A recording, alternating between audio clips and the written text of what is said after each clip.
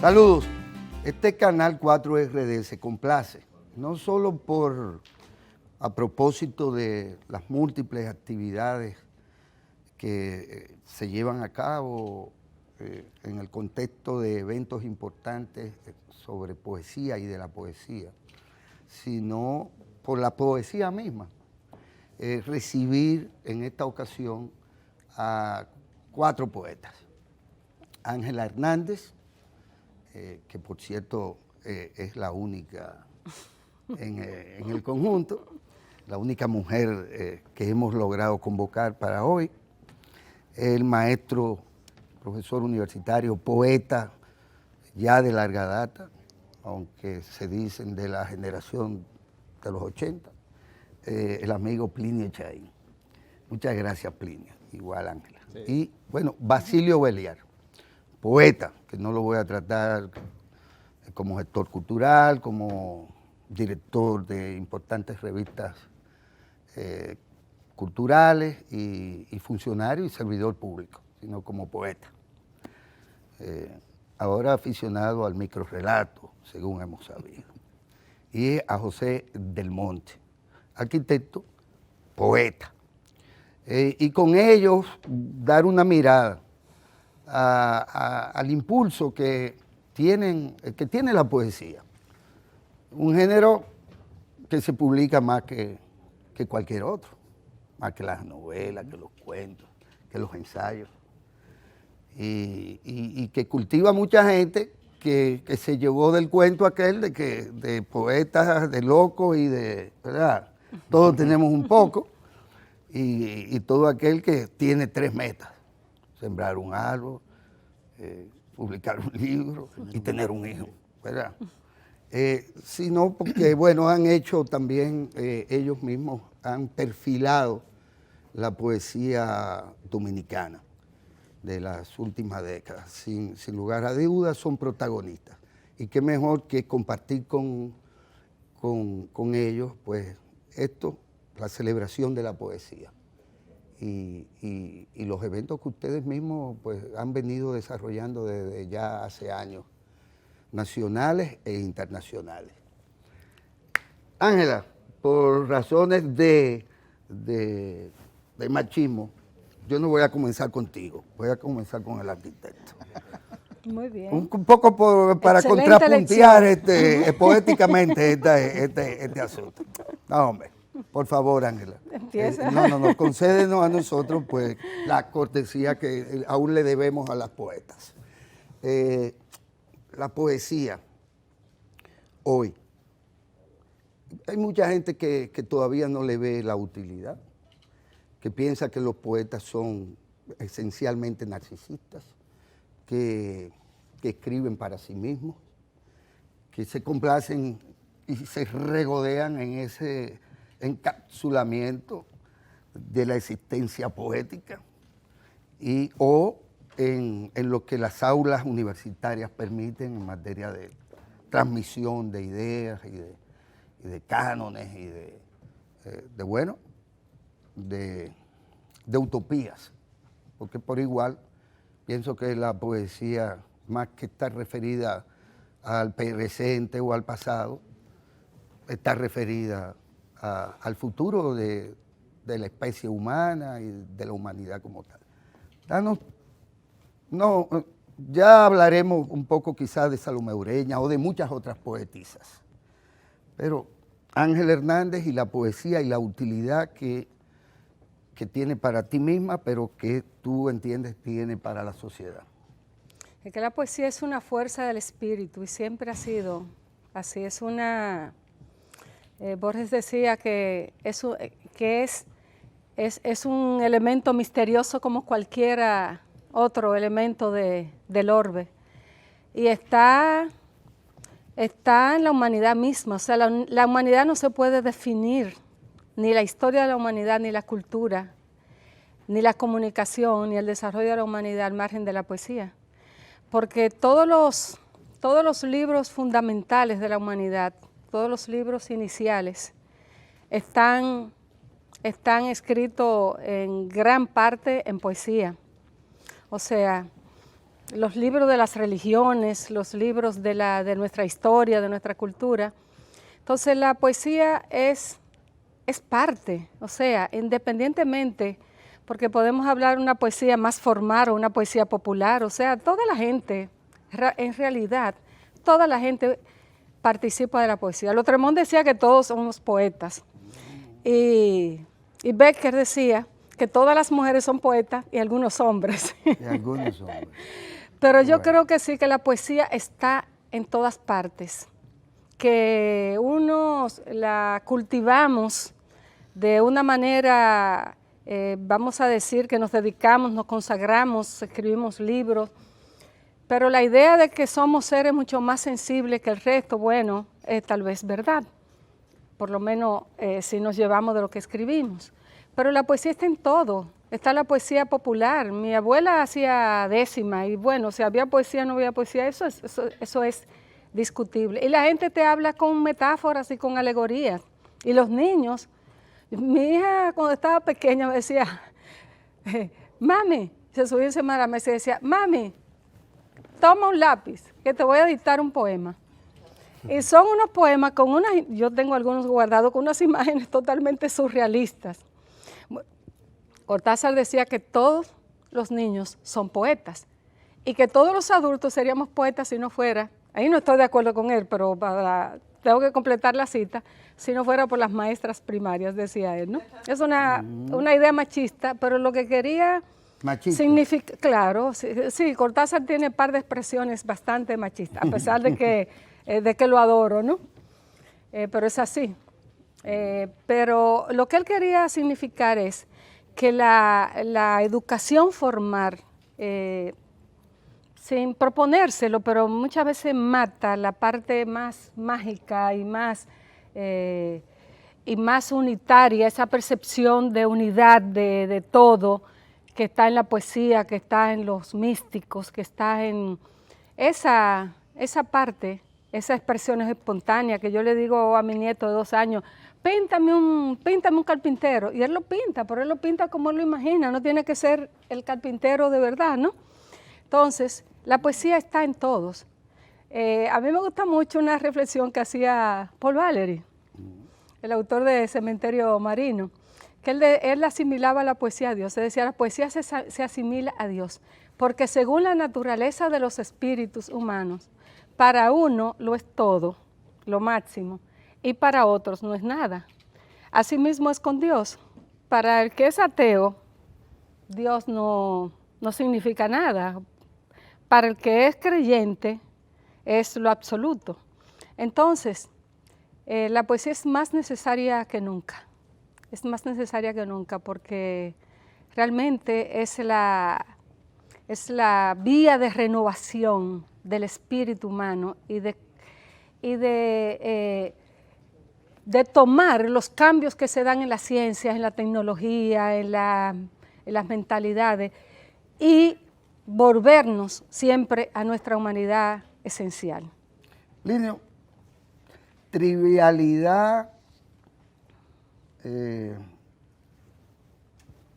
o trascendencia en la perspectiva poética, porque al fin y al cabo, bueno, sí, qué linda es la flor, qué linda. Trivializar la trascendencia. La trascendencia. Sí, hacer que ocurra un milagro allí donde solo hay costumbre, para seguir en la tradición de Borges.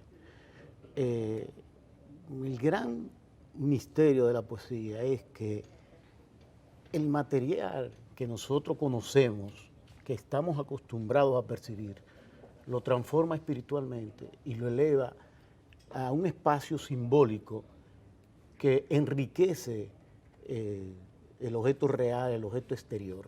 Lo transforma de tal manera que cualquier objeto se convierte, tiene una dimensión que no la tenía antes. Lo importante no es saber qué trascendencia puede tener la poesía, sino que la poesía en sí misma es un misterio. Así lo veo yo. No tiene trascendencia en el sentido de que no tiene una finalidad. no tiene una teleología, es decir, no salva a nadie. Eso que tú le preguntabas a Ángela, un poeta decía que la poesía hace que ocurra nada.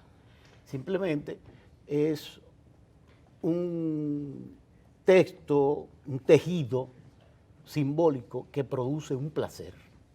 Pero de ahí a que alguien pueda pensar que ese tejido, ese texto, ese espacio simbólico lo va a salvar, lo va a redimir, le va a cambiar la vida, no creo. Lo puede enriquecer, lo puede iluminar, puede descubrir zonas inéditas en el ser que lee ese texto o que escucha una música, el arte en sentido general.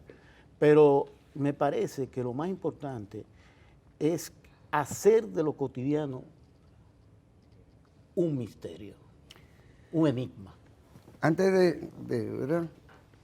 Me llama la atención lo de que produce un placer, porque casi como que se me opone a la tragedia, que no está para estar produciéndole placeres a la gente. Quizás los misterios. ¿En qué medida eso es función de, o en el caso del arte, de las artes plásticas? Que hay una relación de inmediato que es o no placentera, me gusta, no me gusta. No, pero no ¿En qué medida podríamos reducirla a eso, a que la poesía No. está para producirle placeres a la gente? Pero no el placer en el sentido instrumental Ya. de un objeto que tú te acercas a él y te va a producir de alguna manera una sensación satisfactoria desde el punto de vista físico, aunque Borges sí creía en eso, que era un estremecimiento físico. Y les ama el mismo Y les orgánico. aman, claro, era orgánico.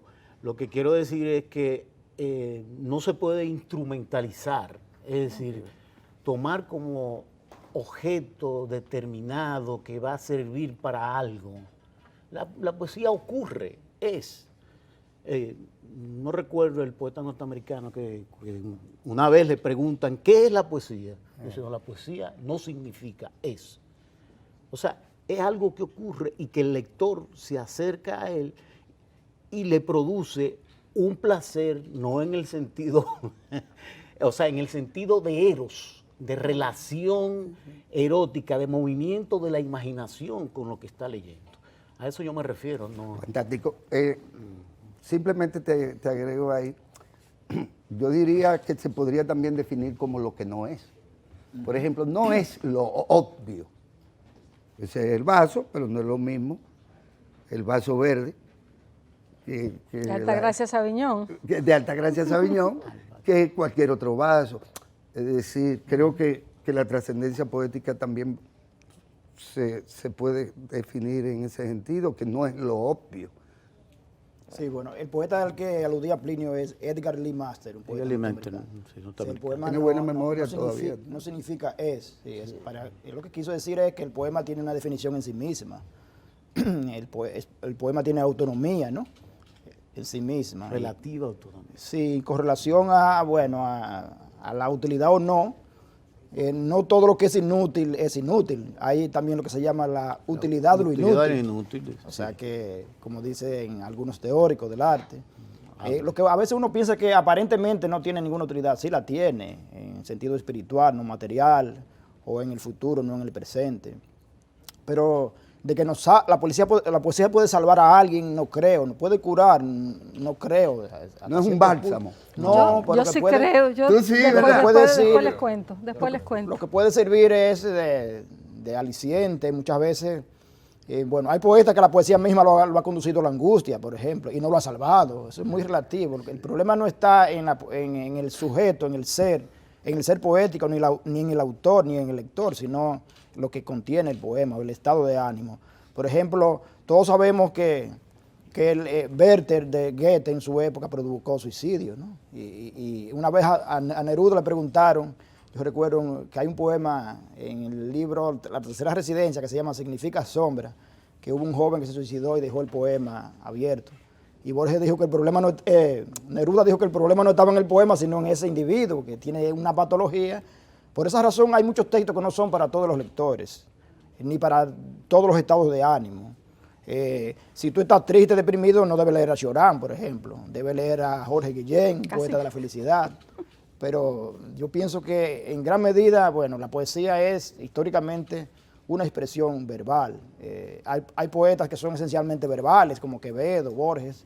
Hay otros que producen mucho placer, que es lo que dice Plinio, cierto erotismo, no en sí mismo, sino el erotismo del lenguaje poético mismo, como la poesía romántica o como algunos poetas que han cultivado la poesía de amor, como Neruda.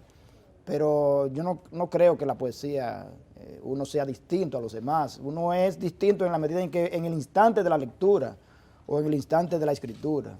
Pero más allá de ahí, no. El poema existe cuando tú abres el libro y lees el poema. Sí, Cuando cierras el libro ya no existe el poema. y para dejarlo ahí, sobre tus palabras o antes de tus palabras, podría verse como un I Ching. El poema. El poema. Como un chin. I No Ching, como el como el I libro. Ching, Ah, el libro de las Como el libro, mutaciones. que si yo lo abro, Sí. finalmente tú lo lees, si lo leo yo, porque la página dio la 145 con la monedita, y yo lo abro y hago una lectura, y a lo que estoy conducido de alguna manera es a mi propio estado de ánimo o a mis problemas, y al leerlo lo que hago es que ese texto, el que fuese, azarosamente salió por casualidad, ese me salió, pero a ese yo lo conecto con lo que yo estoy pensando, viviendo, sufriendo, gozando o lo que sea. ¿En qué medida pues la poesía también podría tener esa posibilidad? Y me pasa, hay veces que incluso yo cojo un libro de poesía, fundamentalmente de poesía, y lo abro sin ningún, y lo que leo es lo que abrí. Y resulta ser que ese texto me condujo de alguna manera, bendita razón, a algo que yo estaba generando por cualquier cosa. ¿En qué medida también los textos poéticos pues, pueden ser utilitarios en ese sentido? Bueno, yo pienso que hay un factor sorpresa siempre en cada poema y depende mucho del momento que tú lo lees. Hay un caso muy particular. Yo estoy trabajando con un poeta catalán llamado Joan Margarit, que Plinio y yo lo hemos compartido. Y Plinio, en principio, la aprehensión que tuvo del poeta no era tan fanática como la que yo puedo tener en este momento, porque estoy involucrado en su trabajo. Y Plinio me comentó, bueno, él es muy buen poeta, muy valorado, pero a mí no me llega todavía, me decía Plinio. Sin embargo, en estos días me dijo, lo volví a leer y mira, ahí tiene cosas que me llegan. O sea, todo depende quizás de ese factor que yo llamo sorpresa o factor del instante en que tú tocas un texto y te acercas a él. Y yo pienso que esa es una de las grandezas que tiene la poesía, que siempre es vigente. O sea, la poesía no envejece. O sea, puede envejecer la forma de que está escrito, pero a diferencia de otras manifestaciones artísticas, se hace presente en el momento que tú abres el libro y te relacionas con él. Hay poetas que tú lo leíste en una época y te gustaba mucho y ahora lo lees y sin embargo ya no te satisfacen tanto como en aquella ocasión. Y sin embargo hay otros que en esta ocasión lo has leído y dices, oh, pero este poeta realmente yo no había descubierto esta grandeza. También hay un condicionamiento por la cultura que nosotros podemos tener a nivel de formación. O sea, hay una brecha muy grande entre acercarte a un texto poético y tratar de hacerlo tuyo, ¿no? Porque en nuestra formación básica, la poesía siempre ha estado como un lado de respeto, como que la poesía está allá y nosotros estamos por acá, como que es un texto muy simbólico al cual nosotros no necesariamente tenemos que acercarnos. Yo pienso que poesía hay en todo. Por ejemplo, yo vengo de la formación de arquitecto, ¿no? Y la arquitectura tiene un fin utilitario, que nadie le puede preguntar a un arquitecto, ¿para qué sirve la arquitectura? Porque hay un fin de uso. Y esa es su razón de ser. Pero dentro de la arquitectura, los niveles poéticos son envidiables y son inalcanzables en muchas ocasiones, por más que un arquitecto trate de hacerlo. Entonces, cuando aparece una obra de arquitectura consolidada, sólida, construida, que provoca una serie de sensaciones, provoca una serie de memorizaciones, incluso marca un punto importante en tu vida cuando tú experimentas eso, ahí hay poesía. O sea, hay un elemento distinto más allá de la forma o más allá de su condición física. También la poesía tiene una dimensión en el ser humano que va más allá de la física. Nosotros nos manejamos en un plano muy cotidiano donde las cosas tienen que tener una determinación, un uso, un fin ya reconocible. Y sin embargo, nos manejamos en dos dimensiones. Si nosotros vamos a ver un banco, nosotros sabemos que un banco es importante y una persona se acerca a un banco y pide un préstamo. El hecho físico, el hecho palpable de eso es el dinero que te prestan en las condiciones que tú tienes. Pero detrás de eso hay una poética, porque ¿qué va a pasar con ese dinero que le dan a esa persona? Uno no sabe si es para un viaje. ¿Y qué significa ese viaje en la vida de esa persona? Ahí está la poesía en la vida cotidiana. O sea, son diferentes dimensiones, como en la física. La física tradicional es una cosa y la física cuántica es otra. Cuando te metes en la física cuántica, aparecen una serie de dimensiones que tú no lo has conocido y sin embargo es. Asimismo la poesía. La poesía tiene dimensiones desconocidas, sorpresas e instantes que son memorables. Tú querías decir algo. Algo de la utilidad. Bueno, habría que preguntarse qué es lo que entendemos por utilidad. ¿Por qué es más útil una rosa que una flor silvestre? ¿Por qué un enamorado no toma un grupo de hojas de distintos colores y la lleva a su amada, sino que va y compra rosas? O sea, la utilidad es también algo que tiene un nivel subjetivo y que tiene un nivel que también tiene que ver con la apreciación individual.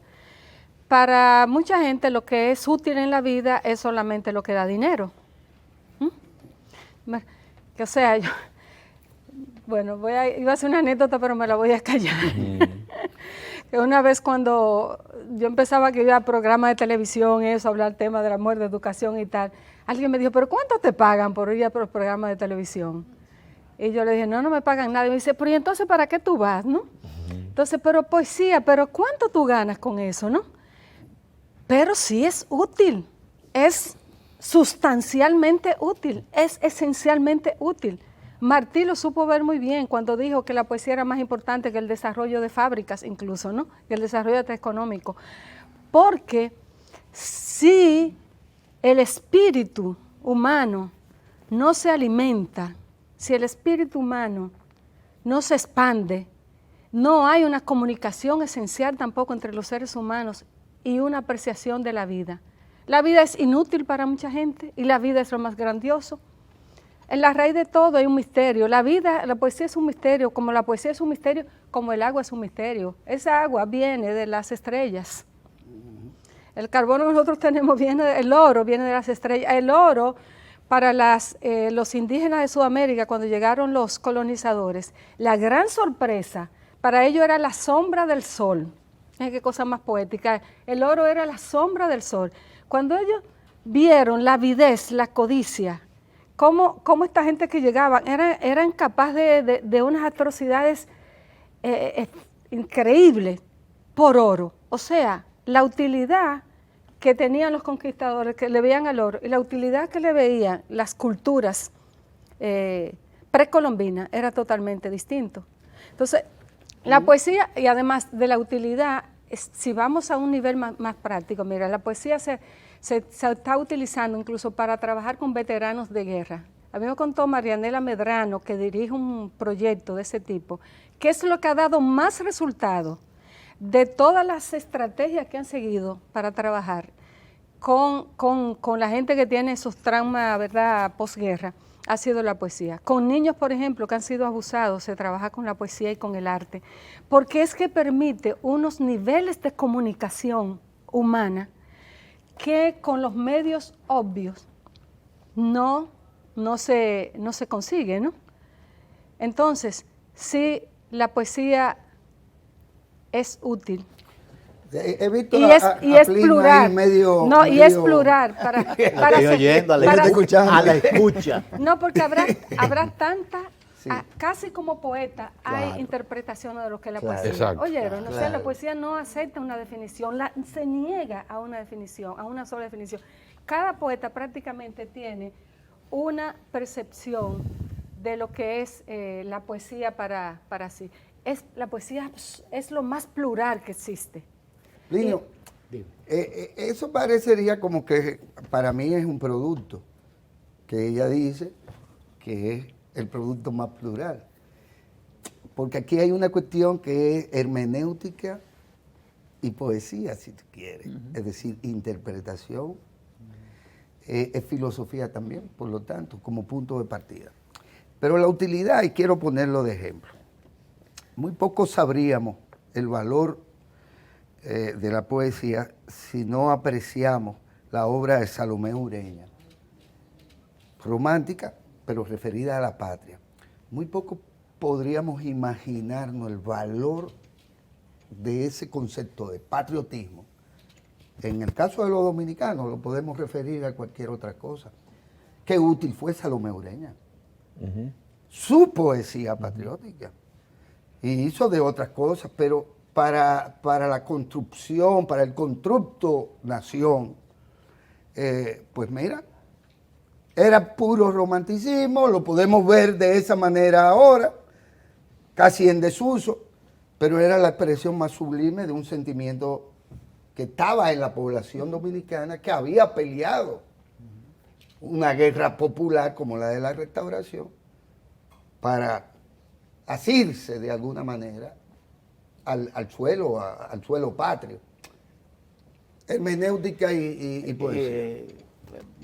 Digo yo, no hay que confundir la interpretación de un texto que se puede hacer de diferentes perspectivas y sacar un análisis, el que fuera, psicoanalítico, sociológico, etcétera, etcétera, etcétera. Lo que no podemos confundir es la calidad y el efecto que puede producir un texto en ciertos sectores, porque tampoco vamos a hablar la famosa inmensa minoría de que hablaba el poeta, que la poesía no tiene en realidad un público, sino lectores.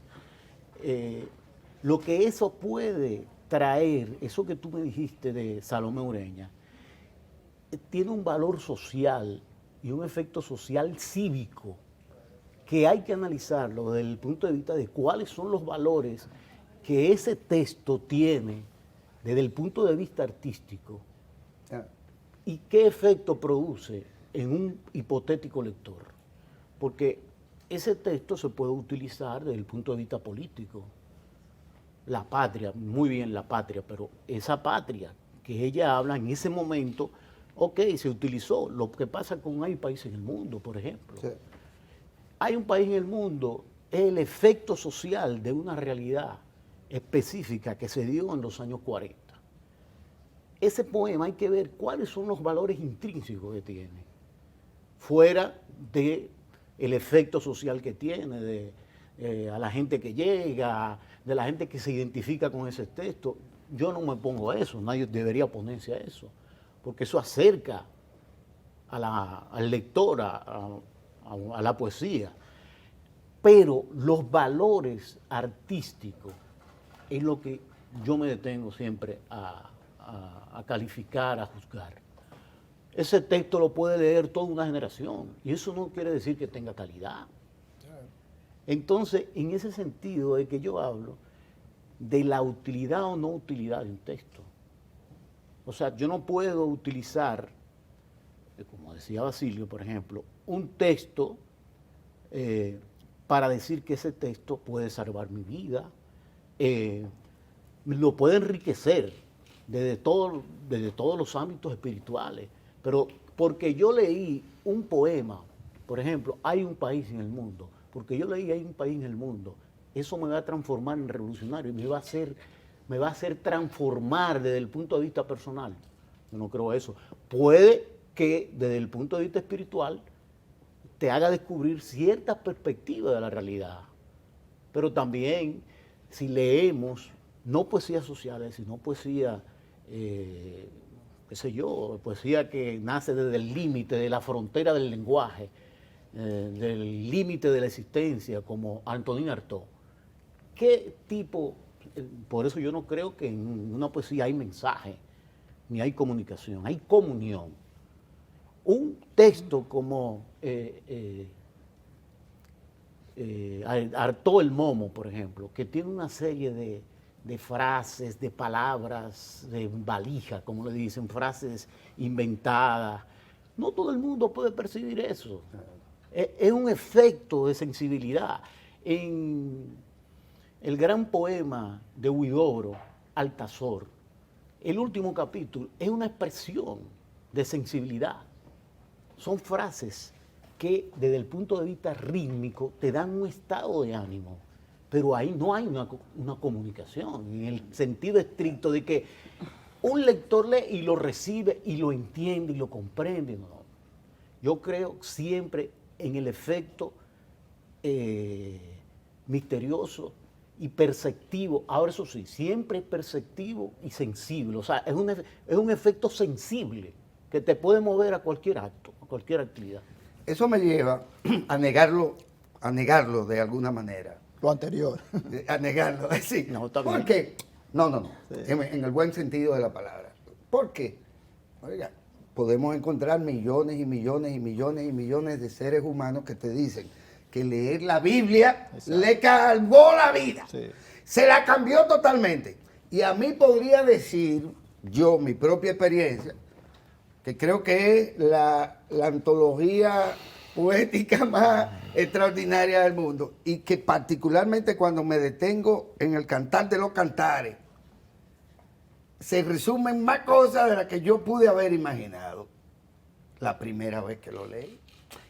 Entonces, de alguna manera sí cojo y dejo, pero sí voy también a esa capacidad que tiene ese producto, que es un producto social, epocal, histórico, para incidir ciertamente en el cultivo del alma. Vamos a usar ese término, que yo no lo uso científicamente, pero en el hombre, en la especie humana. ¿En qué medida pues podemos seguir discurriendo un poco por ahí, por donde lo dejó Plinio? Bueno, está el tema del origen, de la esencia de la poesía, del arte verbal, de Horacio, ¿no? De la función útil y Decorado, útil, dulce et útil, como decían. La función de producir un deleite estético, un disfrute espiritual en el que la escribe, en el que la lee, la contempla. Y también una función social, ¿no? Una función, digamos, moral, una utilidad en ese sentido. Pero lo que pasa es que nosotros estamos viendo la poesía desde la óptica de nosotros, de la condición de poetas. Claro. Habría que ver qué piensa el novelista. El novelista dirá que la novela es lo máximo también y que tiene mucho más utilidad, el dramaturgo también, el ensayista. Y el ensayo, por ejemplo, yo diría que las ideas que contienen los ensayos han sido más transformadoras, por ejemplo, que la poesía. Por ejemplo, el manifiesto comunista, ¿qué es? No es poesía, es un libro de ensayo. El discurso del método de Descartes, ¿qué es? No es poesía, es un ensayo. Y con ese breve ensayo se transformó toda la filosofía occidental, toda la filosofía moderna, la duda cartesiana que se funda a partir de ese libro. Es decir, que los ensayistas dirán que ellos son los que han transformado la humanidad, la sociedad, y no los poetas. Y cuando Platón propuso la expulsión de los poetas de la República griega, lo que estaba diciendo era que no tenían utilidad, que no se comprometían con la transformación de la sociedad, que vivían elucubrando, fantaseando. Es decir, que eso es un debate histórico. A veces uno tiende desde la óptica de la poesía de ser muy tajante y de entender que la poesía constituye un imperio sobre los demás géneros literarios. Pero cuando hablamos de poesía también tenemos que diferenciarla del poema, que es otra cosa. Yo sí creo que la poesía, por ejemplo, es la esencia del poema, el contenido. Yo creo que la poesía incluso es invisible, está en el aire, está en todas partes. Por ejemplo, en la arquitectura hay poesía, como dijo José Enrique. En una fotografía hay poesía, en el cine también. ¿Por qué decimos cuando vemos un cuadro, que ese cuadro es muy poético, o cuando vemos una fotografía, qué poética esa fotografía? ¿Qué estamos diciendo con eso? Que tiene esa sustancia, esa emoción, la emoción que está en la novela, en el cuento, eso es poesía. La emoción que está en el cuadro de pintura, en la película, eso es poesía. Entonces, el concepto de poesía se ha extendido mucho desde el punto de vista de la tradición clásica griega, del sentido de creación, de poiesis, como acto de creación. Pero cuando hablamos de poema, estamos hablando de la estructura verbal, de lo que nosotros entendemos. Yo diría que, ¿qué placer siente un lector cuando lee a Góngora? Yo no creo que sienta placer, pero qué placer sentimos cuando leemos a Quevedo, que coexistieron. Sin embargo, escribió una poesía esencialmente verbal, de donde hay muchas ideas, universos, mundos, una poesía, cinismo, una poesía satírica, pero también metafísica. Yo me quedo con Quevedo y no me quedo con Góngora, por ejemplo. Es un asunto de predilección, de percepción, de gusto, de sensibilidad, de qué aproximación uno tiene con respecto a un poema. Por ejemplo, Paz decía que el poema busca el poema, el verso busca el poema, y también nosotros podemos plantear el origen de la poesía misma, es decir, para Lugones y para Darío la poesía nace de la poesía. Cuando yo quiero llenarme la cabeza, la mente de imágenes poéticas, lo que hago es que leo poesía. Y cuando leo poesía, pues ese poema me genera otro poema. Y cuando veo, o cuando escucho música, o cuando veo una película, esas imágenes me convierten, me producen la materia del poema que estoy trabajando. Cuando duro mucho tiempo sin leer poesía, sin ver películas, sin oír música, se me alejan las imágenes poéticas. ¿Cómo yo las imanto cuando hago ese ejercicio? Entonces, la poesía yo diría que está en todo, en el aire, pero hay que captarla. En ese sentido, entonces no podemos decir que ese lenguaje que nosotros poseemos o ese uso que le damos particular al lenguaje y al habla, ¿no? y a la lengua, a nuestra lengua materna, es la misma que utiliza el que vende naranja en la calle. Sin embargo, nosotros le damos un uso especial porque apelamos a los recursos estilísticos y retóricos que tiene la lengua y lo transformamos en poesía. Fantástico. Julio, la mitología griega, ¿qué si no poesía? Claro. Y es la poesía de la guerra. Es la poesía de la guerra. La epopeya. ¿no? La epopeya. La Ilíada, la Odisea. La Ilíada, la Odisea, todo eso es pura poesía. Ahora, me queda claro que hay cánones que se petrifican o que quedan simplemente en el pasado o que son superados en esa dialéctica, ¿verdad?, de la construcción de la nueva poesía, si se quiere, de lo que va surgiendo. Hay gente que Balaguer, por ejemplo, Balaguer tenía todas las cualidades, desde mi punto de vista, para ser un buen poeta. Vaya, tremendo filólogo, culto, de todo. No fue un buen poeta. ¿Por qué? Porque se aferró a lo que el siglo XIX todavía, que ya era superado, se aferraba de tal manera que es un soneto que ya el modernismo no dejaba atrás, aún reconociendo el valor. Es decir, lo que pienso es que hay cosas que permanecen y cosas que no permanecen. Claro. Y en esa perspectiva, bueno, pues me queda claro que sin jóvenes poetas, que ya no tan jóvenes, seguiríamos haciendo una poesía que probablemente ya no conecta con la gente. Por eso es que ya, por ejemplo, Basilio hace microrelatos. Se está escapando ya. Está saliendo. Imagínate. Bueno, yo lo que pienso es que hay un debate siempre entre la frontera entre la poesía como emoción y la poesía como razón. Entonces, en la medida que nosotros los escritores leemos y leemos y leemos, vamos siendo más exigentes.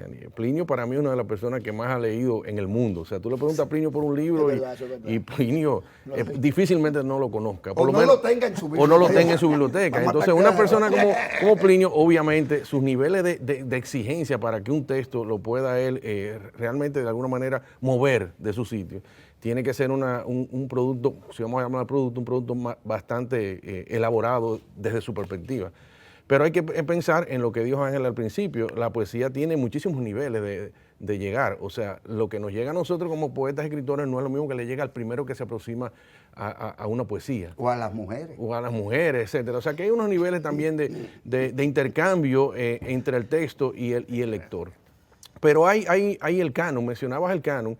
Y el canon es quizá lo que aspira a todo escritor, que en algún momento permanezca tú en el tiempo, porque tú puedes ser un poeta bastante valorado en tu tiempo, pero con el tiempo se va diluyendo esa posición.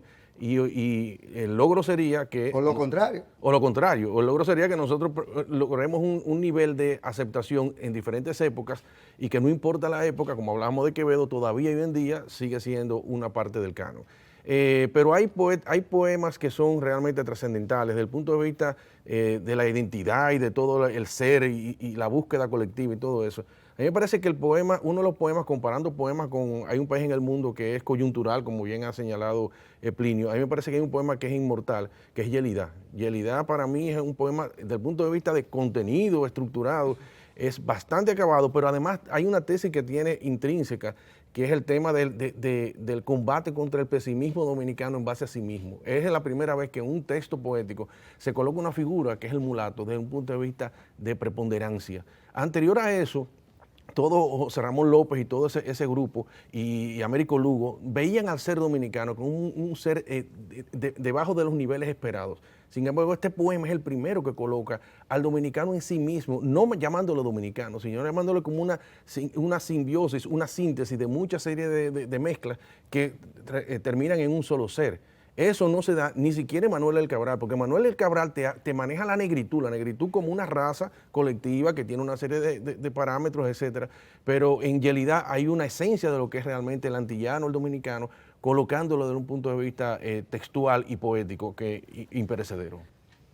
Lo que se diga, pues tiene que tener una música en sí misma y eso es quizás la artesanía de la poética. Sí, bueno, me voy a permitir Sí, sí, referirme sí, a lo sí, anterior. claro. Lo primero es que lo que se manifiesta en este panel, que creo que es muy interesante, es la diversidad de acercamiento también, de interpretación que se puede tener con la poesía. Y me atrevo a sugerirte que se siga haciendo una serie de paneles, porque estamos tocando, por ejemplo, tocar a un país en el mundo, Yelida, o tocar a cualquier poeta, si lo vamos haciendo así como con pocas palabras y sin ver los distintos ángulos, pues se quedan como en el aire, ¿no? Entonces, sí, hay muchos temas que han salido aquí que creo que pueden dar lugar a una serie. Así será. Que inspire la lectura, que nos ganen más lectores y lectoras a la poesía, porque son temas que son también, afortunadamente, controversiales, algunos, ¿no? Y en esencia, Ángela, Entonces, perdona que te interrumpa, esto es una invitación a la lectura de la poesía. Entonces, lo primero que quiero decirle a la gente que nos está viendo es que lean poesía y que lean las que les guste. La poesía que te guste es la poesía buena para ti, ¿no? O la que tengas a tu alcance. La que te toca, no, la que te haga resonancia. Claro, tenemos que hacer un gran trabajo en las escuelas para que haya un mayor conocimiento de la poesía, claro, y la gente pueda escoger, naturalmente. Pero, entre tanto, que se lea, que se recite, que se haga lo que quiera, pero que haya un acercamiento a la poesía, porque de verdad que significa mucho espiritualmente y para afrontar los problemas de la vida. Y yo vuelvo otra vez a la diversidad de la poesía. Mira, la percepción de los poetas orientales antiguos coincide mucho, por ejemplo, con la que se tiene hoy de la física cuántica sobre la unidad, la indisoluble unidad que hay entre todo lo que existe, ¿no? Entonces, esa percepción, esa intuición que hoy se ve como la necesidad de un conocimiento paradójico, porque no podemos comprenderlo, no podemos. Por ejemplo, nosotros no podemos entender el comportamiento de la realidad en los niveles microscópicos, supermicroscópicos de la materia y de la realidad, ¿no? Sin embargo, nosotros encontramos en poesías antiguas una intuición y una percepción de esa unidad. Entonces la poesía, quiero destacar, es conocimiento. La poesía es historia, porque leyendo la poesía social dominicana, yo tengo una imagen de la historia dominicana, pues para mí mucho más completa que cualquier otra. La poesía es conocimiento, también la poesía es misterio, pero la poesía también es emoción. Es emoción, o sea, hay una poesía que a mí no me crea no me crea nada, hasta angustia que me cree, porque eso es emoción también. Claro. La poesía sensibiliza, y es por eso es que en las escuelas debe leerse poesía, un poema todos los días debe leerse en las escuelas, porque la educación de la sensibilidad es la salvación del ser humano, y más en esta época, ¿no?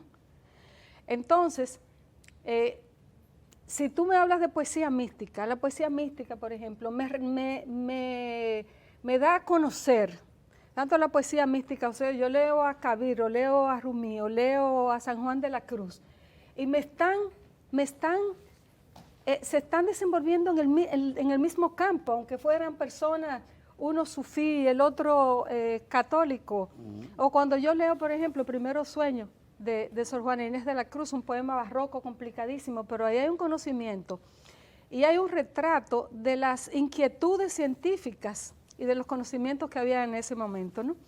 Entonces, la poesía sirve para enamorarse, que eso es lo que la gente conoce, y es verdad que sirve para enamorarse. ¿Por qué? Porque la palabra tiene poder, la palabra es poderosa. Por eso, hay un país en el mundo, es un poema que tiene una historia aquí, porque durante una larga una época considerable y difícil, para la gente había una identificación, le llegaba, le tocaba. Es lo mismo que, no sé si ustedes han visto el documental de Sugar Man, de aquel compositor que hizo una canción que él no sabía que esa canción se convirtió en un elemento de movilización contra el apartheid en Sudáfrica. Vino a conocerlo después. Entonces, sí, igual que una canción, hay canciones, hay obras de arte, y la poesía, estoy de acuerdo con lo que dice Basilio, está en todas partes. García Márquez decía, miren, el ejercicio mío que yo hacía para escribir, mi escuela, era leer poesía en voz alta, irme a un parque y leer durante horas poesía en voz alta, porque la relación, esa fluidez del lenguaje que tiene García Márquez, para mí es una cualidad poética. Y casi toda gran novela es una novela que tiene poesía. Entonces, pues como ustedes pueden ver, puede ser nada, pero puede ser algo esencial de lo que somos nosotros, con nuestras incertidumbres, nuestras interrogantes, nuestras laceraciones. Y es verdad que tal vez nos salva, pero también es otra de las posibilidades de la poesía, es que te permite hacer catarsis. O sea, yo he llorado en un momento, porque como tú decías, depende del momento que uno esté en la vida, tú vas a tener distintas relaciones con un poema. Pero yo he llorado en un momento leyendo un poema y en otro momento lo veo un poema hermoso y tal, pero hay un momento que me arranca lágrimas. ¿Por qué? Porque depende del momento en que uno esté. Claro. Y hay momentos en que tú estás con otra persona y compartir un poema, le crea una magia entre los dos. Entonces, claro, pero los que nos están viendo, la poesía que te guste, pero léela, y léela con tus hijos, léeles poemas, porque también es una manera de conocer nuestra lengua. No hay mejor manera de conocer nuestra lengua, no es la normativa de la gramática, la mejor manera de conocer la lengua, sino leyendo poesía. Pues eso es lo que yo aprecio. Plinio, agrégame un poco a tu digresión sobre este tema, sobre las ideas que estamos conversando. Se ha hablado, con Tomás Hernández Franco, pues tengo una relación muy particular, pero y con Yelida, por lo tanto. Y con Pedro Mir, hay un país en el mundo, pues vaya. Son buenos productos, ¿verdad? Sí.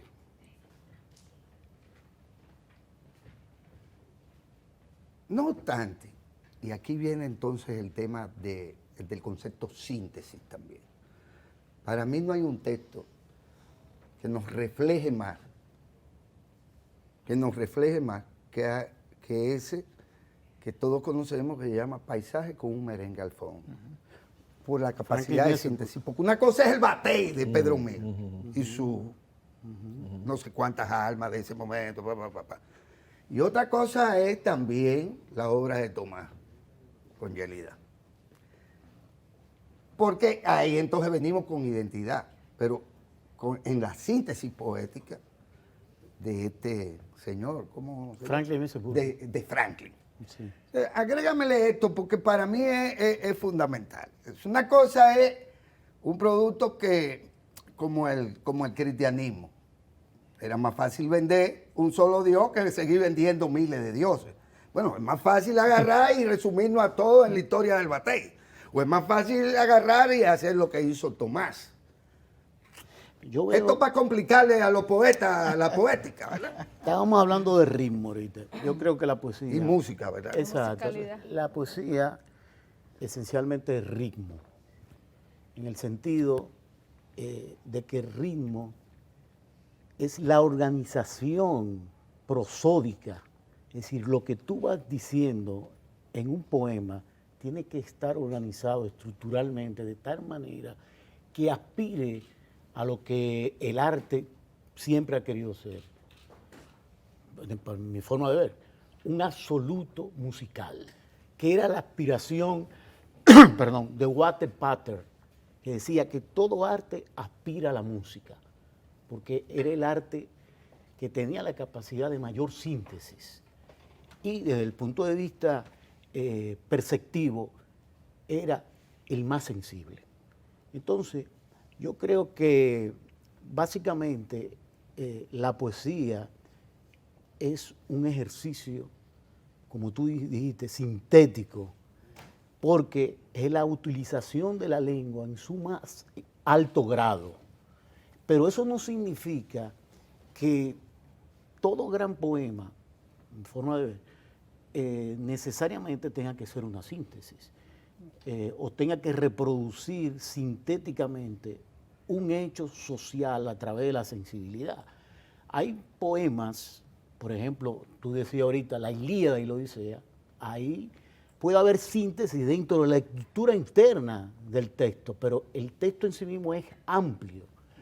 Y luego de que nosotros conocimos toda la tradición del romanticismo, que se pensaba todo aquello del sentimiento, la evocación del yo, de la naturaleza, a partir de lo que nosotros conocemos como modernidad, es decir, el apogeo de la razón, el capitalismo, el acercamiento más plural a los textos, la poesía yo creo que rompe con cualquier tipo de parámetro desde el punto de vista de que debe ser estructurado de una u otra manera. En un poema, y así lo demuestran los cantos de Ezra Pound, usted puede, y Patterson, de William Carlos Williams, en un poema usted puede trabajar cualquier instancia del saber humano, puede meter información, puede meter anuncios, y así lo hizo matemática. O sea que esa concepción romántica de que el poema debía tener una estructura rítmica determinada, eso yo creo que se ha demostrado que realmente era una concepción errada. Ahora, de que debe primar un ritmo, una organización. Hay un crítico que dice aquí, que lo toma de otro crítico, que el ritmo es la organización total del sentido del texto. Es decir, el ritmo te va dando la pauta a través de la cual tú puedes seguir el encantamiento silábico y estructural del texto. Un texto tú lo puedes leer y es puramente ritmo. Y tú dices, ¿qué me quiso decir el poeta? ¿Qué me dijo? Y te puse el caso ahorita de los libros de Antonina Artaud y de Altazor, y bueno, y libros como Blanco, que el Basilio conoce bien, que es toda una estructura rítmica, y el sentido que pueda tener es el efecto precisamente que nace del encantamiento rítmico. O sea que yo creo que todo poema es una organización rítmica que se acerca siempre o intenta acercarse al grado máximo de la música. Claro, el soneto, pero el verso libre de Rubén y de Martí tiene esa organización, tiene su propia música, tiene su propia belleza, ¿verdad? Sí, Verlaine también en un poema, ¿te acuerdas? Hablaba de la... Sí, Verlaine, exactamente. De la aspiración del poema hacia la música, ¿no? Porque hay esa musicalidad, que es un concepto como que se ha venido criticando, pero cuando se habla de musicalidad se está hablando de ritmo, de ritmicidad que tiene que tener el poema. O sea, un poema tiene que tener esa cadencia que existía. También existe en el poema en prosa. Hay muchas personas que creen que el poema en prosa no tiene un ritmo, es decir, una especie de rima interior que está en la organización de las palabras, de las frases, incluso de los sonidos que se van, de la armonía que debe tener el texto, ¿no? Para convertirse en esa unidad. Aunque ustedes ya no hablan de prosa poética. Bueno, la prosa poética está hasta en la novela. Ah, o en por el eso cuento. mismo, ¿verdad? Pero bueno, esa aspiración que uno ve, y volviendo al tema inicial del poder que puede tener la poesía con respecto a los demás géneros literarios,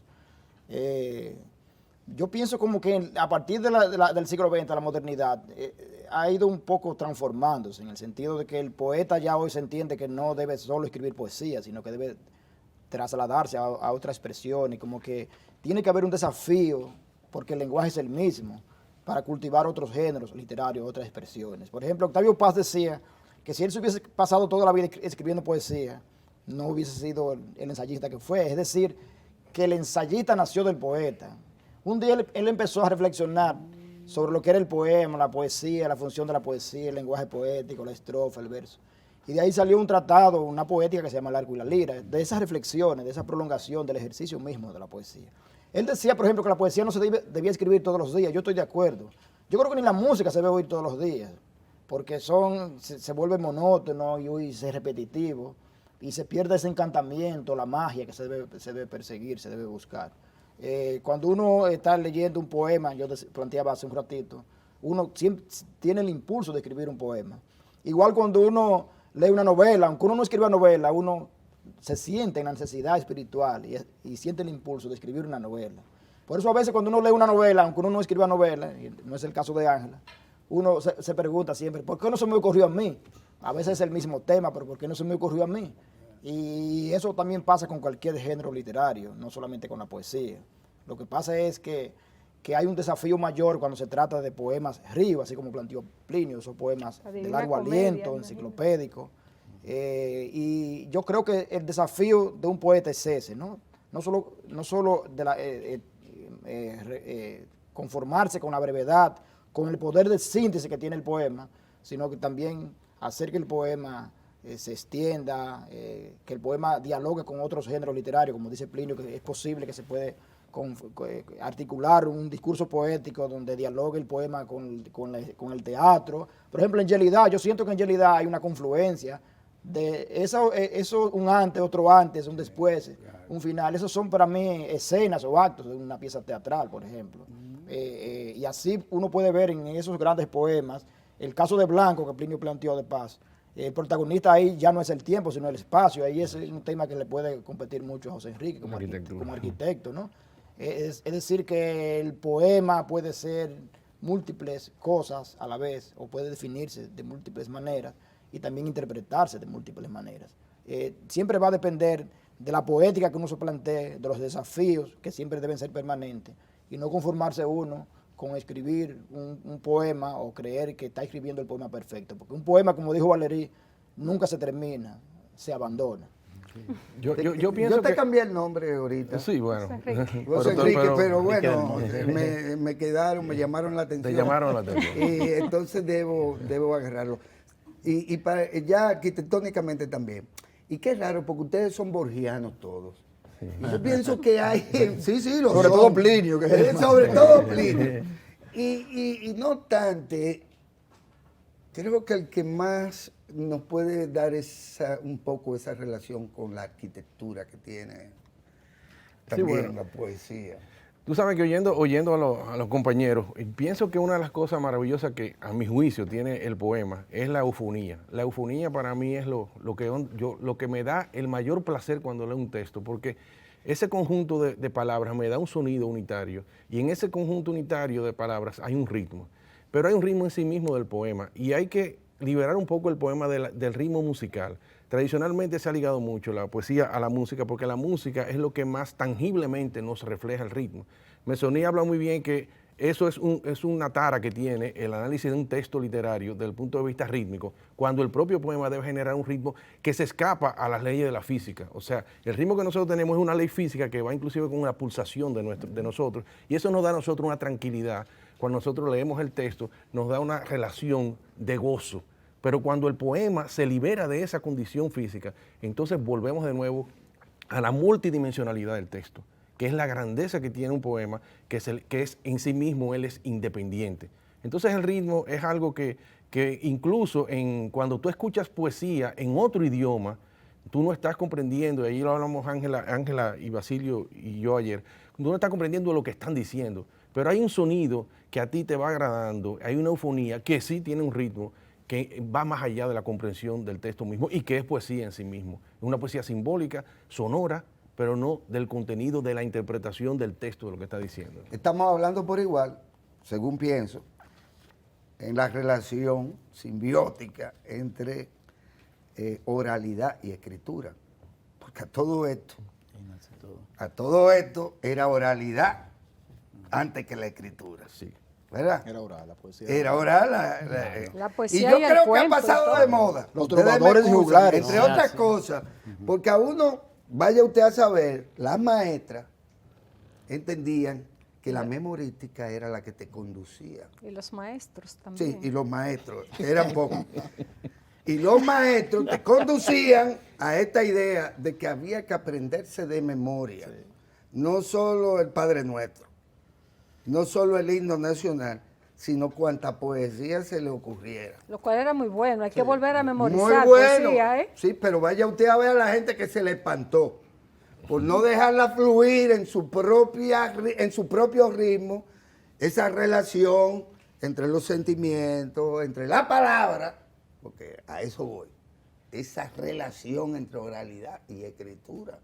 ¿Hasta qué punto la escritura podría llegar a ser una especie como de camisa de fuerza. fuerza? Ah, ¿Sí? Que quiera. Bueno, pues yo voy a empezar por lo anterior. Sí, pero comienza Es que- por donde tú quieras, que es llegamos al mismo punto como Es quieras. que creo que hay que volver a memorizar poesía. Ajá. Ujú. Qué Sí, bien. hay que volver a memorizar poesía en las escuelas. Es una manera de aprender la lengua y es una manera de acercamiento a la poesía. Lo que hay que elegir bien los poemas.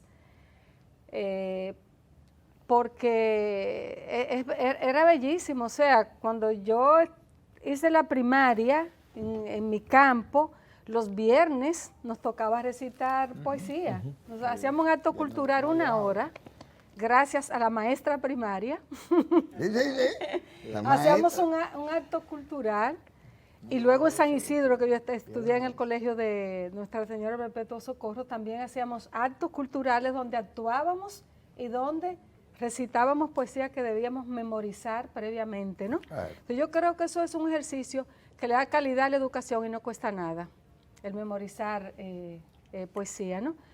Entonces, yo vuelvo al tema del gusto, porque encima de cualquier canon o de cualquier precepto está la individualidad también. Entonces, lo que te cala a ti tiene mucho que ver con tu historia personal y tiene mucho que ver con tu manera de ver la vida.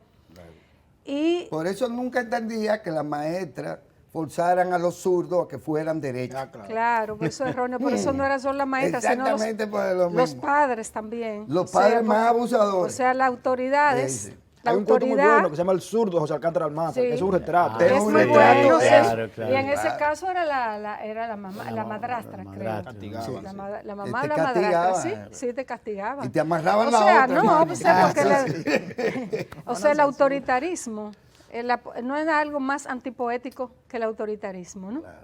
O sea, las dictaduras son, son enemigas de la poesía, porque una palabra, hay un cuento de Borges que a mí me encanta, que es el poeta que dice una palabra que destruye el palacio y destruye y destrona y destruye todo, ¿no? Y entonces, pues la poesía tiene ese poder, la palabra tiene ese poder. ¿Y quién dice que la palabra agua no es una poesía sola? La palabra agua sola no es una poesía. Whitman dijo que la hierba era una poesía, ¿verdad? Whitman decía que todo es milagro. O las Todo hojas- es milagro. O las hojas de hierba. Ese es las hojas de hierba. Hoja de hierba. En el poema que se llama Milagro, que él dice, Claro. pero ¿de qué milagros me hablan? Si es que todo es milagro, que nosotros Así estemos es. aquí reunidos, Es un nosotros, es el azar, es el milagro, es una serie, es una cantidad de elementos que cuentan, ¿no? Entonces, pues sí, la poesía es verdad, tal vez es ¿Por qué música que del alma. ustedes no improvisan como los Te iba a músicos? contar, pero Como los te iba- músicos. Como los músicos. les iba a contar con la relación de la novela, la poesía y eso. Paz decía que la poesía era lenguaje concentrado, pero de lo mismo puede decirse del cuento. El cuento es también lenguaje concentrado, ¿no? Y hay una tradición también de novelas escritas en versos. Claro, y de grandes historias escritas en versos donde hay poesía y hay historia también. Hay no recuerdo, Mircea, no me recuerdo el Mircea apellido. Eliade. No, Mircea Eliade no, sino un escritor actual que es rumano, que escribió un gran libro de 7.000 versos. Se puso a escribirlo porque le tocaba quedarse atendiendo a su niña, se quedaba cuidando a su niña de 8 o 10 años, ¿no? Y empezó a escribirle como una historia en versos, ¿no? Entonces, bueno, con este libro, esto hace 2 o 3 años, lo declararon el poeta más extraordinario. Bueno, el caso es que una editorial le puso de condición para publicárselo convertirlo en una novela. Y se llama Levante, la novela. Entonces, los 7.000 versos, él volvió a trabajarlo y lo convirtió en una narrativa, ¿no? Entonces, realmente todo está vinculado. De alguna manera, hay muchos poemas que tienen una narrativa, ¿no? Bueno, y hay muchos, y perdóname que te interrumpa, hay un escritor dominicano, Leonardo Nin, que ganó premio de cuento, pero fue un cuento que él lo había sometido como poesía el año anterior. Claro. Y entonces no ganó poesía, lo hizo cuento y ganó. Es el mismo texto. De hecho, Cuenta cantando. de hecho, yo tengo un grupo de cuentos breves que siempre he tenido dudas cuando me ha tocado hablar de poesía. Digo, tal vez de pronto sería mejor leer Una gota de sangre o El paso estrecho, que son cuentos que tienen un ritmo y tienen que para mí tal vez son poemas, tal vez son poemas en prosa. El poema cuenta y canta. Entonces los límites también, Machado. eso es otro tema de discusión. Claro. Y más en el mundo actual con la interdependencia del conocimiento y de todo, ¿no? O sea, también los límites entre los géneros literarios Son difusos. son difusos y de hecho, como en mi caso, por ejemplo, que trabajo en narrativa y poesía, yo muchas veces siento cuando estoy narrando que estoy más bien metida en un universo poético. Cortázar yació mucho. Y de hecho hay textos Dedicado al jazz. Sí, dedicado al jazz, pero que en Era un texto está amante. presente. Es un amante del jazz. Los poetas improvisan, ya sean, vamos a decir. Bueno, porque depende de lo que tú llames a un poeta. ¿Cuál es la condición del poeta? No, el Sí. poeta es usted, no yo. Porque hay, como lo decía Walt Whitman, hay maniáticos rimadores de versos que tienen la capacidad de improvisar, tienen una memoria y tienen el juego rítmico de la lengua, de asociación. Se asocian una cosa con otra y te hacen una décima, te hacen un chuí, te hacen lo que fuera. Pero eso no determina, o creo que no se ve claramente que sea poeta o no poeta. Porque tú puedes ser, ahorita hablabas del soneto, no importa la forma. O sea, tú puedes utilizar una forma clásica, puedes utilizar una forma en desuso, que la gran riqueza de Rubén Darío fue esa. O sea, acarrear formas ya supuestamente caducas, que realmente se habían eliminado, el alejandrino, el otosílabo, todo eso. Y él lo pone en formas nuevas, las estructuras, la forma en que lo dice y la forma rítmica. Por ejemplo, ese gran poema que, no recuerdo el título, que dice, ama tu ritmo y rima en tus constelaciones. Era una exaltación al ritmo, a la oralidad. Porque eso es lo grande de Rubén Darío, que todos esos vocablos y conceptos que habían caducado, vamos a decir, perimido, él lo transforma en el poema y acarrea expresiones indígenas, expresiones de la lengua española, de la lengua francesa, y la actualiza a través de un ritmo y una oralidad. En la oralidad está todo. El origen de la poesía es oral. Se produce, claro, una ruptura cuando esa forma verbal de decir lo que acontecía, con una forma rítmica, viene y se deposita en el texto. Es decir, cuando aparece el texto, yo podría decir que incluso es una camisa de fuerza.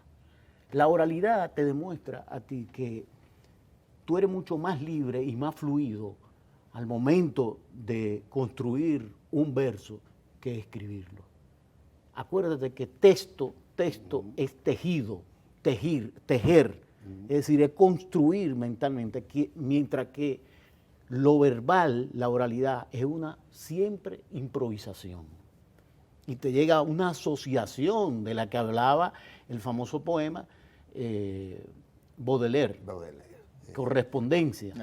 La correspondencia, que es toda la base del sistema poético, si se puede decir sistema, de Octavio Paz. Que como las cosas, en términos rítmicos, una corresponde a la otra. Siempre hay una analogía, aunque sea por el contraste.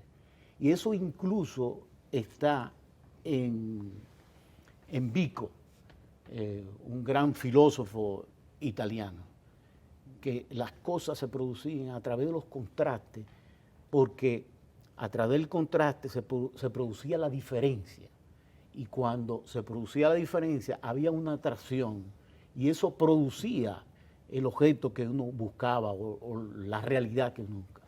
Pero eso se producía de manera, él decía, de manera oral a través del lenguaje. Y eso enriquecía lo que para él eran los tiempos heroicos, que era el tiempo de la poesía. Sociedad de los poetas muertos. Dígame usted. ¿La película o, sí, o que constituimos una Lo que sociedad? estoy diciendo no es solo de la película, lo que estoy dejando dicho. Es decir, en qué medida eso que él llama, ¿verdad? ¿A qué tú le llamas poeta? Es lo que te estoy diciendo. Exacto. Porque es que hay poetas muertos. Sí, sí. Hay poetas y poetas, ¿no? Cuando Plinio hablaba de que no todo el que dice que es poeta. O sea, hay repentistas, improvisadores, que muchas veces... ¿Ustedes no consideran poeta, por ejemplo, a Juan Antonio Alitz? Claro, sí. Eso se llama Era poesía. un improvisador, pero era algo más que un improvisador. No Era- tan improvisador, era poesía no. populalar, era un poeta No, popular. la décima, Mesomónica sí Es era un más tipo, repentista. yo creo que es un tipo de poesía. Mesomónica sí era Poesía más popular. repentista, pero Juan Antonio Alís estaba, Escribía las todo. décimas están escritas. Él escribía. Él las escribía, ¿no? Sí. Muchas veces esos decimeros que ya tienen mucha experiencia, primero se lo repiten, se lo Sí, el aprenden ritmo. oralmente y luego lo plasman en el papel. los decimeros filosóficos. O sea, Los escriben. jesuitas hacen lo mismo también. Pero Los sí, claro, jesuitas La son- improvisación. pero en el caso de los decimeros, bueno, eso sí es poesía, lo que pasa es que se llama poesía popular. Ahora que se cultiva mucho menos hoy, evidentemente, es una forma en desuso, como decía Plinio, y hay quienes persisten en seguir escribiendo formas ya superadas o canónicas o clásicas, como el soneto.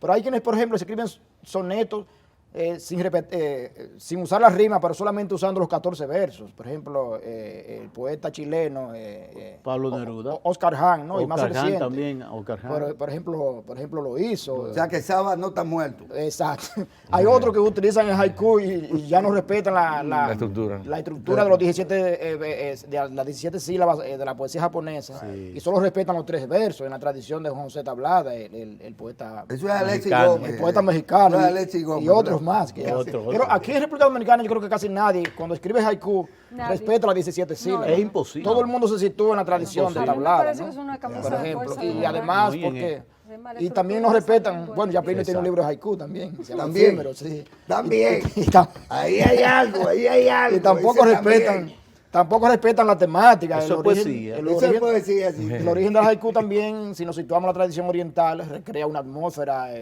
digamos, de la naturaleza. Las estaciones. Bueno, de las estaciones del año. Pero bueno, volviendo al tema de la oralidad, efectivamente la poesía nace de la oralidad, ¿no? Y la escritura nace de la oralidad. Recordemos los trovadores y juglares medievales, que lo que hacían era eso. Y la poesía lírica viene de que se interpretaba, se ejecutaba con la lira, que es un instrumento Que es un musical, instrumento, ¿verdad? O sea, es decir, que la poesía se escribía para ser cantada. No olvidemos, por ejemplo, que los aztecas cantaban la poesía y la bailaban también alrededor de una hoguera. Es decir, que la poesía tiene una tradición oral. La poesía, por ejemplo, mexicana, prehispánica, tiene una gran tradición oral de cantos, adivinanzas, rituales, que no tuvieron, por ejemplo, los taínos, pero, por ejemplo, los aztecas sí escribieron, tienen una tradición escrita, la poesía náhuatl, y hay antologías de León Portilla y de muchos que han recreado, y hay libros incluso, Hay grafía. el Popol Vuh, el Chilambalán.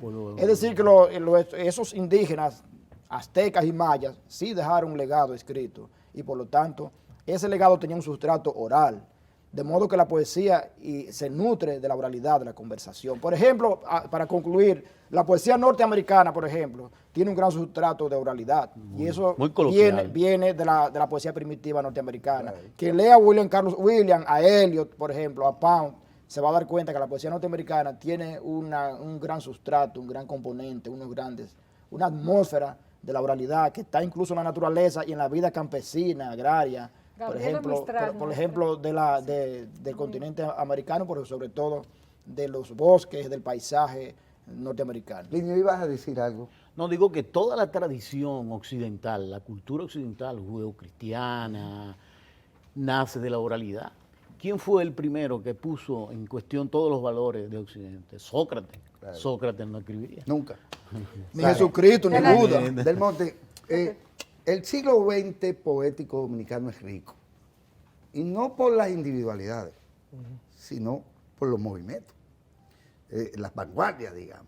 Desde el principio del 1900 tú vas viendo cómo la poesía dominicana parecía que estaba en París, en el sentido de lo fértil que pudo ser y lo novedoso, de alguna manera, rompiendo también no solo con la poesía nuestra, sino con las vanguardias. Sin embargo, yo no veo que ustedes hayan generado mucho movimiento. Con todo mi cariño y mi respeto. Yo diría que demasiado. Yo diría que demasiado. Demasiado, explíquemelo, movimiento. porque es un poco. Sí, ¿qué estoy diciendo?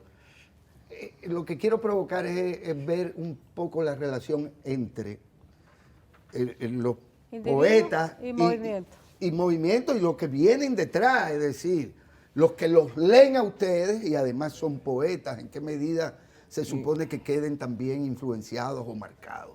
¿Es esa relación ya para concluir? Yo leí hace poco un texto de Víctor Villegas, haciendo crítica a las generaciones posteriores a los movimientos del mediado del siglo, donde él echaba de menos precisamente esa falta de conciencia de grupo en términos filosóficos, en términos de un interés común entre todos, y hablaba de una diversidad que a él le parecía hasta cierto punto que se escapaba del compromiso que tenía que tener la poesía como generación, ¿no? Sin embargo, esa conciencia de movimientos, yo creo que tiene que ver con el tiempo. El tiempo de ahora hay un individualismo que la posmodernidad lo afianza muchísimo. De hecho, los poetas más jóvenes, los que ya están en la palestra pública, aspiran mucho más a los efectos y a lo efímero. Son más del performance, de las audiciones, o sea, de qué provocan en un grupo que los está oyendo, y utilizan una serie de recursos que inclusive van más allá de la palabra para generar una serie de emociones o sensaciones en el que lo está leyendo. De manera que ahora mismo esa identidad que hay de compromiso de unirnos en pro de algo, yo creo que ellos no lo tienen. Hay una manera como de ellos de explotar, de expresar, de quejarse a través de la cotidianidad, a través de muchos elementos que tienen la ciudad, que tiene los sistemas que nos abundan, la dureza de la vida, y lo están manejando de esa manera y utilizan los recursos a su mano, utilizan la música, utilizan los instrumentos de todo tipo, performan con otros recursos, y en la misma palabra también mezclan una serie de cosas para crear unos efectos que a mí me parece que también son válidos. No obstante, me dijo un poeta amigo, refiriéndose a mi amigo don Víctor Villegas, ciertamente le tuve afecto, mucho afecto, que quizás con don Víctor nos perdimos, y al igual que en otros casos, nos perdimos quizás una mayor producción poética y un mayor cuidado de su poética por haberse convertido o haber sido más que nada un profesor de derecho es un catedrático, literatura también. un Literatura. y de literatura, naturalmente. Pero se quejaba un poco de eso también, de cómo, y me refiero a eso, porque parece que cultivar la poesía también requiere de renunciar a muchas cosas. Sí. Yo no creo. Tú no has renunciado ni a los hombres, siquiera. La poesía, yo creo que no. Para escribir novelas sí es verdad. Sí, es verdad, escribir pero para los novelas así, poetas porque hay no. que no, yo no Un creo. Yo trabajo. creo que uno tiene que vivir y que tiene que hacer. La poesía se nutre realmente. No veo a un poeta encerrado trabajando poesía. La poesía es algo que va mucho con la vida, con el movimiento de la vida. Y no quiero dejar de notar con lo de improvisación, que también los poetas formales, improvisan. Los rescataron los surrealistas con el lenguaje automático. De alguna manera hay no es exactamente lo no es mismo, lo pero de mismo, alguna manera Bretón. hay una, que Una decía, afinidad, sí. que decía que la poesía es la justa compensación de todas las miserias que padecemos, decía. Pero el lenguaje... azar objetivo. Sí, el lenguaje, el automatismo, lo que se llamó el lenguaje automático que ensayaron y que sigue, lo seguimos utilizando como un recurso, de alguna manera tiene una conexión, aunque los resultados sean distintos, con la improvisación, porque la improvisación es esto que te sale en el momento. Claro que estamos tal vez buscando resultados distintos y los frutos son distintos, pero yo veo una cierta conexión porque realmente a veces escuchar a ciertos improvisadores es delicioso algunos son buenísimos, porque es que como en todo, hay de todas Hay destreza, hay destreza. no quiero A eso, no si a quiero eso ponerle vamos, siempre será un calificativos. acto de creación y por lo tanto de improvisación. Sí. Cuando este poeta inmenso, Lorca, va a Estados Unidos por primera vez y ve el Hudson, ¿qué hace? Para mí improvisó ese maravilloso poema, ¿verdad? Sobre el Hudson. Él no lo tenía escrito en España, ¿eh? O sea, háblame. No, lo que quiero decir Sí, es sí. que, digo yo, hay que distinguir entre improvisación y Creación. y escritura automática, Ah, sí, sí. en el sentido de que la escritura automática buscaba una vuelta presente del inconsciente, es decir, que la conciencia fluyera libremente a través de asociaciones, por eso le llamaba... Pero libres, asociaciones libres, que podían ser extrañísimas. que viene del inconsciente de Freud, era la exploración más allá, por eso se llama surrealismo, surreal. Algunos lo llaman hiperreal, está por encima de esa capacidad que está en la realidad. Entonces era desconstruir, inventar eso a través del sueño. Y ahí, era una crítica que le hacían mucho, había una cierta racionalidad. No hay, por ejemplo, digo yo, en el caso de los improvisadores, que más son juegos, hay ludismo. En el surrealismo había ludismo, pero en los improvisadores creo que hay un ludismo que no parte de una cultura, en el sentido de una cultura, quiero decir, bueno, cultura de todo lo Formal. formal. Entonces, esa improvisación más bien es rítmica por asociación y por instinto. En los surrealistas la racionalidad era un acto posterior. Posterior, Era posterior, en decían el ellos, acto, en el momento. decían ellos. Era, sí, o sea, porque se lo trabajaban luego. Sí, Pero lo hacían hasta en grupo lo que incluso. quiero decir Era que hay improvisar. más espontaneidad en la improvisación, por ejemplo, de una persona que no vamos a calificar. De un repentista. De un repentista, exactamente, que un surrealista. En ese sentido yo creo que... Miren, ya no hay Pero forma de hay- que me oye, traten de ambos son aprisionar en la camisa de fuerza del tiempo. Ambos son exploraciones de la lengua, del lenguaje. Del Eso es lo lenguaje. más importante. Claro, claro. En algún momento nos tendremos que volver a ver y quizás con personajes más, más, ¿cómo les digo? que no concuerden tanto, porque ustedes pero- me parecen No, pero nosotros concordantes. Pero Guillermo, te podemos traer poetas que vienen a la Semana de la Poesía, los Lo internacionales. estoy para que la esperando, den- los para estamos que nos esperando. entrevisten. Claro, A los bienvenidos chinos. sean. A los chinos, A los por ejemplo, chinos, vienen todos dos los poetas Vienen dos chinos. poetas chinos. Con No, una pero tra- ellos podrían hablar español. Con una traductora, no, vienen con una traductora. Vienen con una traductora. Ay, esas traductoras Oye, pero, son los mejores, Guillermo, porque no hemos hablado de esa relación Sí. entre poesía y traducción. Ah, sí. Eso es claro. un Porque tema. vaya usted a ver que Eso es un tema. Eso es un tema. un tema bíblico. Pero tiene que traer a los traductores. Hay un ensayo que se Sí, llama, sí, sí. hay un ensayo famoso que se llama 22 traducciones de un poema de One Way, que es un ensayo fabuloso sobre la O traducción. sea que poética. pero si no también yo le traigo a Odalí G. Pérez. Miren, por favor, ojalá que ustedes hayan compartido este panel, esta conversación con estos 4 distinguidos poetas dominicanos. Francisco del Monte, José del José Enrique del Monte. José Enrique del Monte. Desde el principio tengo un problema. ¿No te dicen de alguna forma? No, para nada. Al contrario. Qué pena. Poeta.